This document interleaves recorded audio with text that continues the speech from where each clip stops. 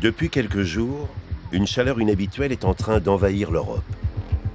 Les températures, les voici. Je ne sais pas si on a déjà eu une carte aussi chaude de façon homogène sur la France. Présentatrice météo, Evelyne Delia est aux premières loges du dérèglement climatique. Quand je sortais des studios, j'avais l'impression d'une invasion invisible. Cette chaleur qui vous arrivait d'un coup, qui vous entourait, vous aviez l'impression de ne pas pouvoir sortir. Impossible de s'abriter quand on était en extérieur. Impossible d'y échapper. C'est dans la capitale, au centre d'appel du SAMU de Paris, qu'apparaissent les premiers signes du drame en cours. Il a quel âge le bébé? Le professeur Pierre Carly coordonne les services d'urgence. Spécialiste de la médecine de catastrophe, il réalise très vite que cet été n'est pas un été comme les autres.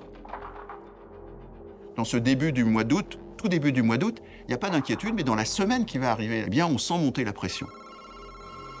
On reçoit des appels pour une personne qui convulse dans un camion.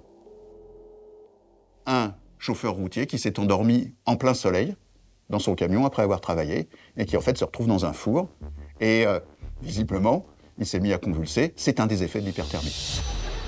Phénomène nouveau, de plus en plus de personnes victimes de coups de chaleur sur leur lieu de travail. Quelque part, il y a quelque chose qui est en train de tuer les gens et ça nous arrive, je dirais, un peu indirectement. Mais tout ça, ça va dans le même sens. Il se passe quelque chose de très inhabituel et ce quelque chose est lié à la chaleur.